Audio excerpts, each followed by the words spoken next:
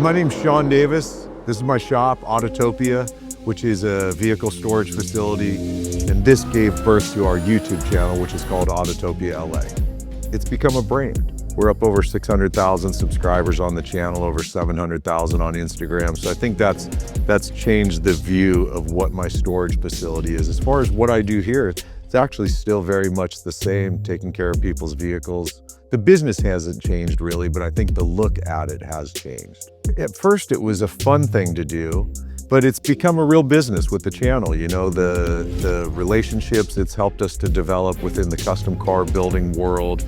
Obviously, my goal with it, I want to be one of the biggest car channels out there, and we got a ways to go. One thing, and this is the most simple, because as I get older, I realize I always try to create less work, not more work.